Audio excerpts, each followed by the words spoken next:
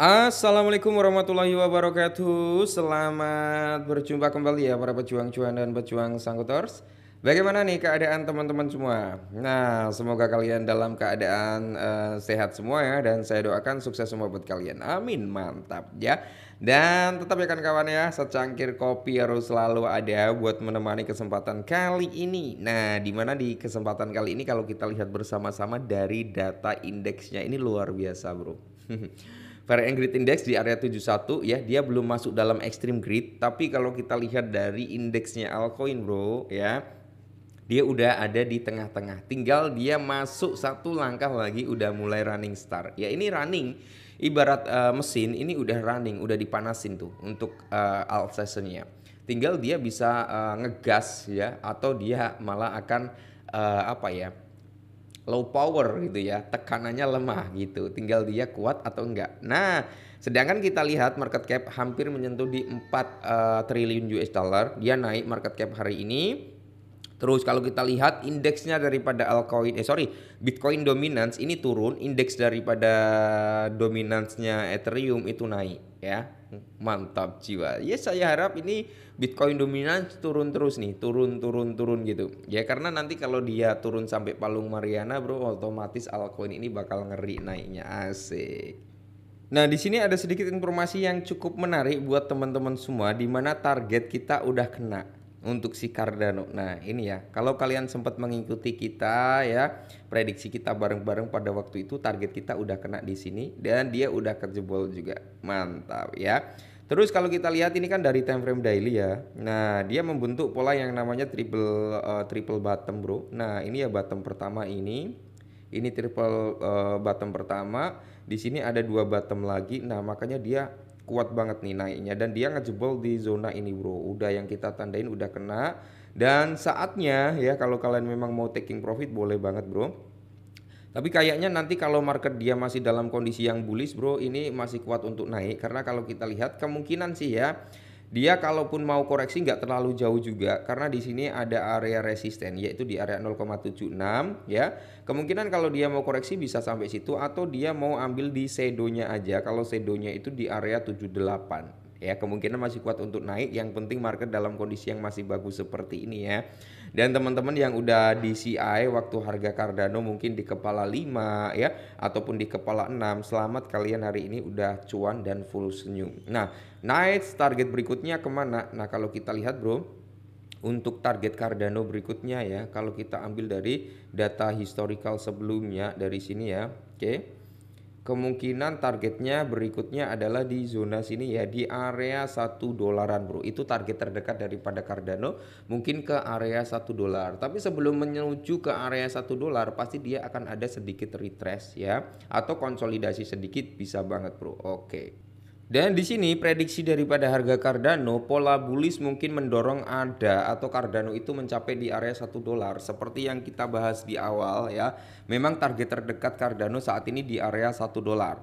Nah, akhirnya karena peluang persetujuan ETF itu mencapai di area 84%. Nah, di 84% itu kan polling ya bro, yang ditunjukkan oleh Polymarket tentang approvementnya si ETF-nya Cardano. Jadi harga Cardano itu menargetkan rally ke area 1 dolar seiring pola bullish yang matang, seiring peluang persetujuan ETF itu melonjak di 84%. Cardano sendiri telah mencatat lonjakan impresif sebesar 21% dalam 7 hari terakhir karena apa, mengikuti tren historis yang selalu memantau pergerakan harga Bitcoin. Saat ini ya, Cardano itu kan berada di kisaran kepala 0,8 ya kalau nggak salah. Sementara volume perdagangan harian itu mencapai di area 1,24 miliar. Pola bullish yang kini telah matang dan peluang persetujuan ETF Cardano yang melonjak itu menunjukkan bahwa harga mungkin akan mencapai di area 1 dolar dalam waktu dekat. Amin.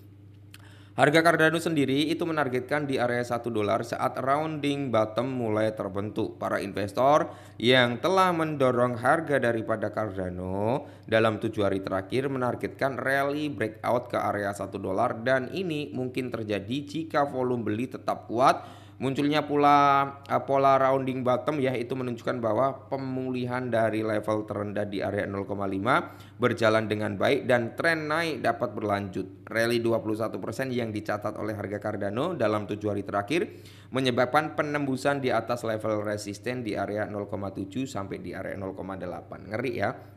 Jadi buat teman-teman nih, para holder Cardano udah senyum-senyum sendiri kayaknya juga hari ini ya. Kedalaman pola ini menunjukkan bahwa Cardano itu melonjak sebesar 40% dari titik terendah. Jadi lokal 0,54 ke titik tertinggi terkini di area 0,7, 0,8 dan rally merupakan mungkin terjadi level penembusan resisten ke target di area 1,06.